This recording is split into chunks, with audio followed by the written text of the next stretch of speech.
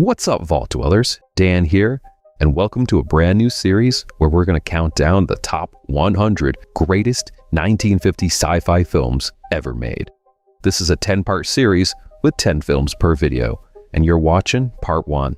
Now, just a quick heads up, some of these films are only available to me in a colorized version.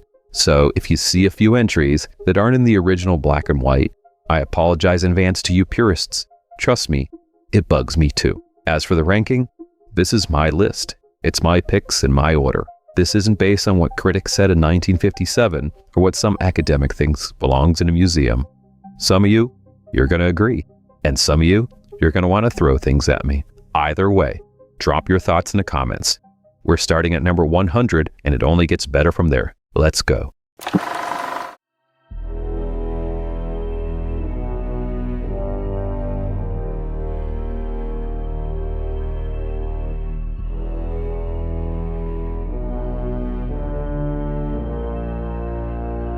We're kicking this whole thing off with the Giant Gila Monster, and that is the 1950s drive-in experience distilled into 60+ minutes of pure Americana.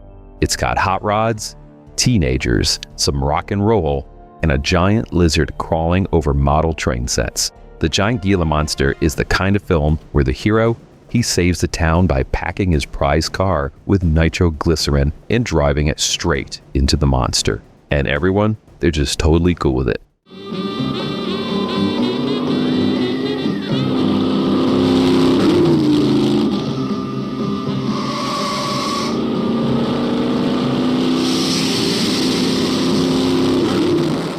The sheriff, he just nods like, yeah, that's a solid plan. You know, and here's the thing. The monster in this movie, it isn't even a Gila monster. It's a Mexican beaded lizard they shot with forced perspective, crawling over miniatures so tiny you can see the individual grains of sand in front of the camera lens.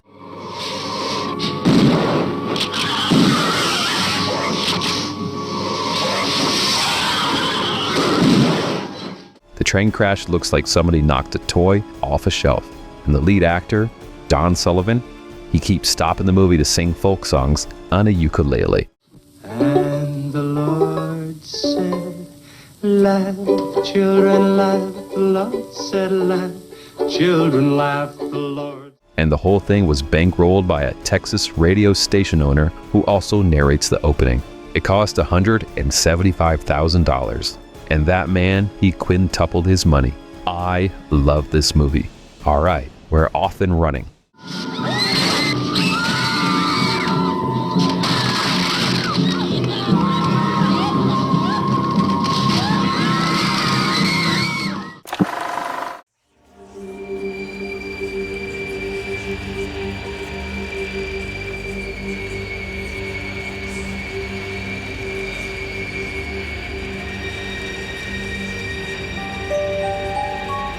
The Beast with a Million Eyes was produced by Roger Corman, and you can feel it in the bones of this thing. The budget, it was almost nothing. And the alien, it's barely in the movie. What you get instead is something weirder and more unsettling than most creature features from this era. An alien intelligence lands in the California desert and starts possessing animals and turning them against their owners. Dogs, birds, like the works. The film is slow and sun-baked and a little disorienting. Andy, the door! Most 50s alien invasion movies, they want to be loud. This one, it makes you feel isolated. A family falling apart in the middle of nowhere while something watches them through the eyes of everything around them.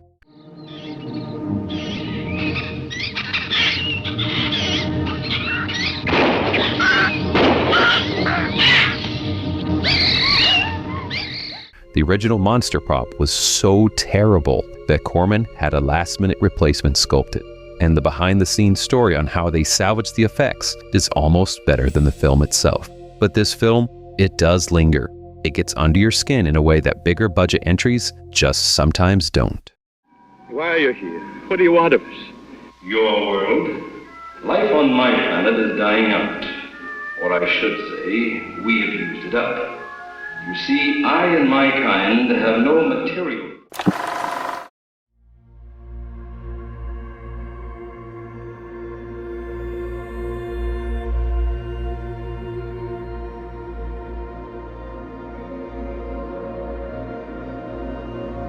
Flight to Mars is the first color film ever made about traveling to Mars, and that alone earns its spot on this list. It gets you to the red planet and then underground into a hidden Martian civilization. And what struck me when I first watched it was how seriously it takes itself. We can exchange questions and answers endlessly. There'd be time for that.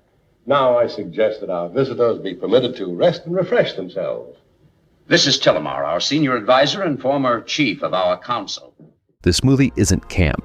These filmmakers were trying to tell a real story about first contact, diplomacy, and what happens when two civilizations collide. Did it succeed? Not entirely. The Martians dress like they raided a community theater costume closet, and the underground sets are exactly what you'd expect from a 1951 budget. But there was some real ambition in this film. It was trying to do something more than rubber suits and ray guns, and for 1951, that actually mattered. I called you all together to tell you that thanks to Jim, the repairs on the rocket ship are now complete. We'll take off tomorrow. Well, how do you know it'll function properly? You haven't been able to make any real tests. That's the chance we'll have to take. But I'm positive it'll work. It also holds the distinction of having its footage recycled into Robot Monster 2 years later, which we'll get to later in the countdown. Think of this as the respectable older sibling whose wardrobe got raided by the younger, wilder kid.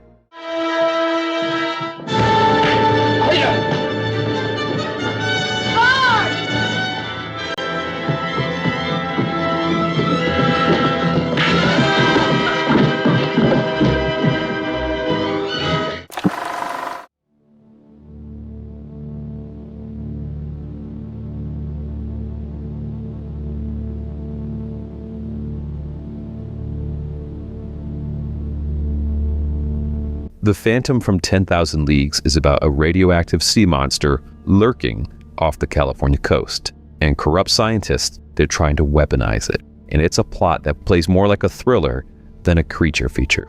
The Phantom from 10,000 Leagues is minor league 50s sci-fi, but it's minor league with a decent curveball.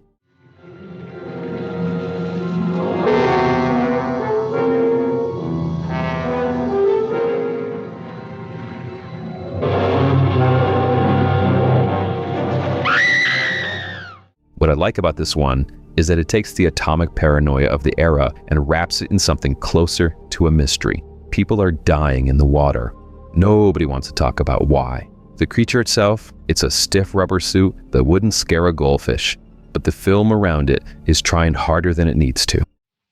Do you think that I would take a human life? Willfully, deliberately? She just as well as told me you were going to kill her. She was killed with one of the college's spear guns. There's an early ecological horror vibe running through the whole thing. Scientists messing with forces they can't control, and the ocean is fighting back. For 1955, that idea had teeth, even if the monster didn't.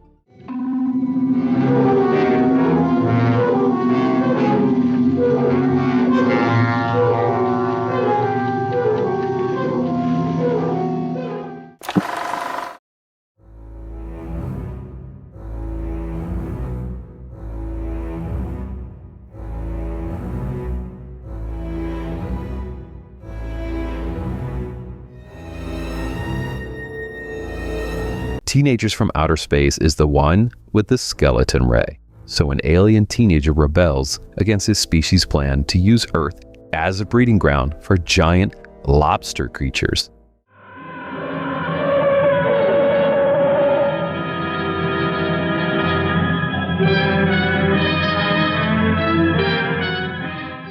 And the whole thing was essentially a one-man production. The director, he wrote it, directed it, produced it, starred it, edited it, and he even did some of the special effects. When I say one-man production, I mean like one man doing everything short of selling popcorn in the lobby. The skeleton ray is just absolutely iconic.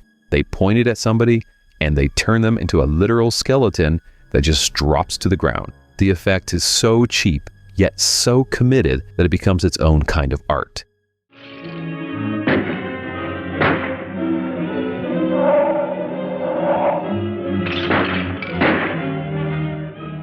But what makes this film fascinating beyond the B-movie charm is the story behind it. The director poured everything into this project.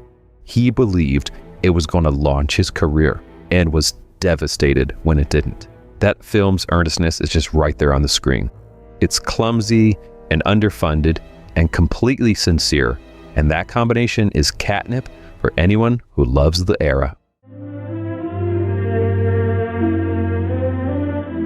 I shall make the earth my home, and I shall never, never leave it.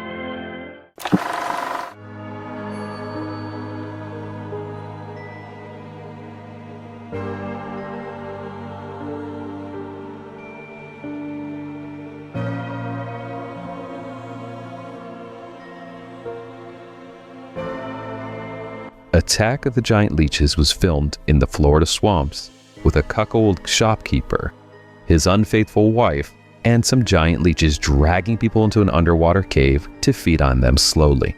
This is not subtle storytelling. The leeches, they're actually actors in trash bag costumes with suction cups glued on them. You can see the seams. You can see the desperation. Behind you!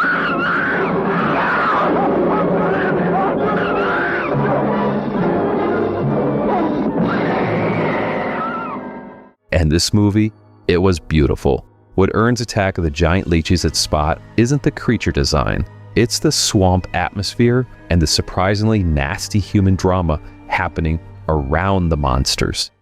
Now, look, Dave, I know what you're thinking, but I got double large shot in this here thing. You got 2 seconds before I pull the trigger. no point getting riled, Dave. Wasn't my fault.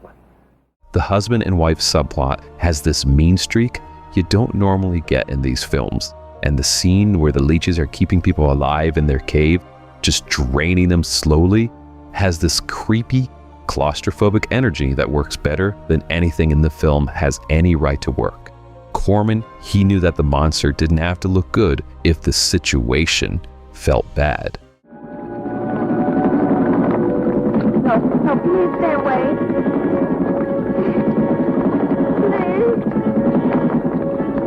Not exactly inviting, is it?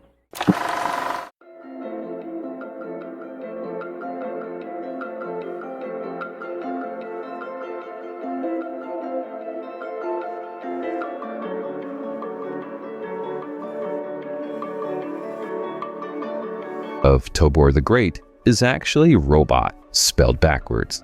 And the film wants to make sure that you know this. A scientist builds a robot controlled by emotional telepathy, bonds it with his grandson, and before long the kid and the machine are inseparable. This is a surprisingly sweet, a kid-friendly sci-fi film in an era where most of the entries were trying to scare you out of your seat. Here is our receiver, Tobor himself. When he is switched from direct to infinite control, he is capable of receiving thought impulses over any conceivable span. Think of this as like the 1954 version of the Iron Giant. If the Iron Giant moved like a refrigerator on legs, was being chased by Cold War spies. The robot design is chunky, lovable, and about as threatening as a vending machine in a thunderstorm, which is probably how you would describe me.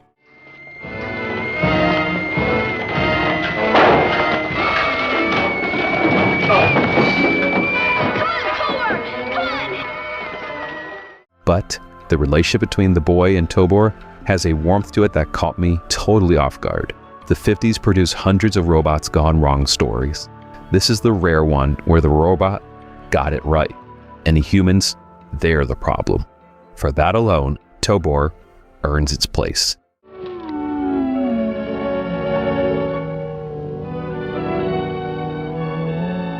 Gee, Tobor, you're wonderful.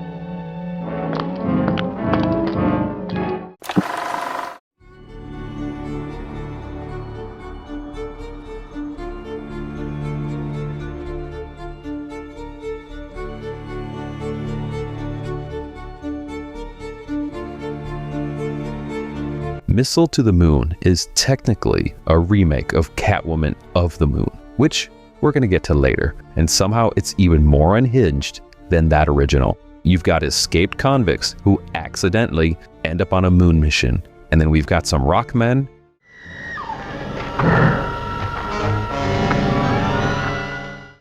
spider monsters,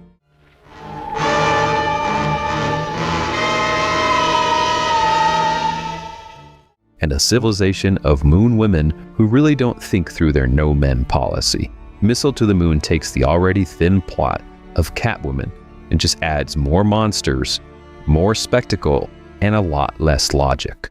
Can you puzzle me? What gives? What gives? Where are all the men around here? Don't you even have a boyfriend? You are the first man I've ever seen, but I'm told we used to have many. The Rockmen, they're actually more creepy in a way the film deserves credit for. And the Moon Women's underground city has this weird visual appeal that keeps you watching even when the acting tries to push you away. This is peak drive-in camp. It exists to be watched at a double feature on a Saturday night with the car windows down and your expectations on the floor. Meet it there and it will deliver. I can't move. What are you doing? You cannot move because I do not wish you to move. My will is supreme. It must be obeyed.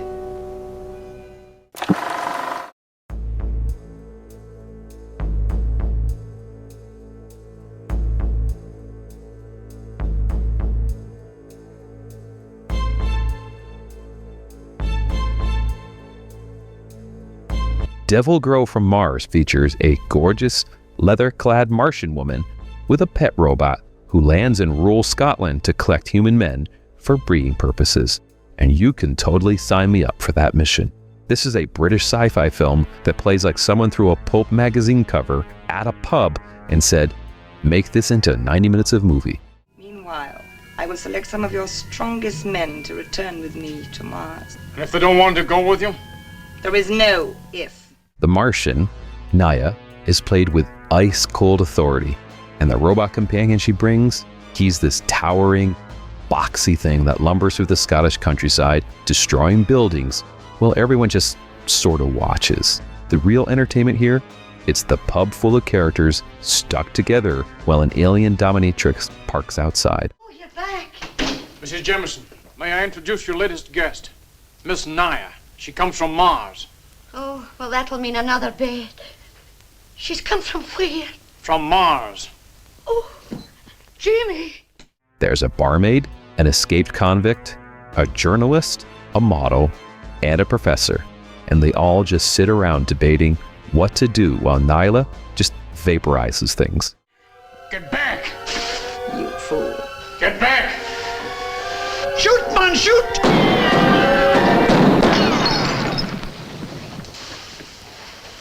You poor demented humans. To imagine you can destroy me with your old-fashioned toy. The movie is absurd, and it's wonderful. It's the most British response to an alien invasion imaginable. You have taken the child. So? Why did you take him? He is a young creature.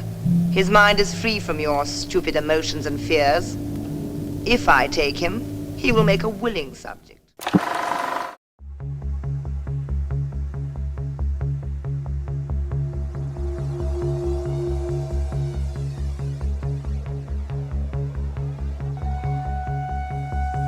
And at number 91 at the bottom of today's list, we have Riders to the Stars, which is one of the more serious-minded entries on the list, and I respect it for that. Riders to the Stars follows a group of astronaut candidates training for a mission to capture meteors in space. And that's it. No monsters, no alien invasions, just men trying to figure out how to survive outside the atmosphere. Now, during the test, we'll inflate your suit, bringing pressure to bear against your body, and that should help you to resist the pressure of gravity. If you can, take it as high as gravity 12. What makes it interesting is how grounded it tries to be for 1954. The training sequences feel like someone actually talked to rocket scientists before writing the script. The spacewalk scenes have a quiet tension to them that works because the film, it isn't trying to be exciting. It's trying to be real. Caution. Meteor approaching you. Intersecting your glide path. Speed 18,200. It's crossing my path. I'm going to take a crack at it. No! Richard Carlson, who's already fought the Gillman in Creature from the Black Lagoon, directed and starred, and you can feel his interest in getting the science right. It's the kind of film that nobody talks about, but that quietly helped build the foundation for more realistic space cinema. It earned its spot by taking the genre seriously when nobody was asking it to.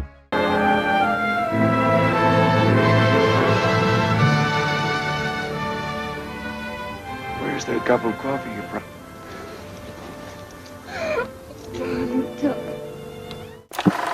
These were the films that kept the projectors running at drive-ins across America. They're the ones you found on late-night television at 2 in the morning.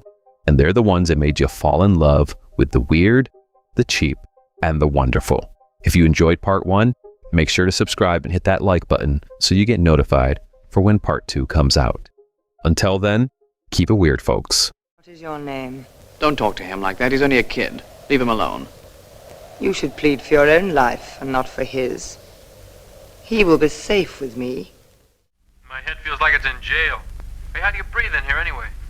It'll feel stuffy for a while, but you'll get used to it. Check your oxygen regulator until it feels comfortable.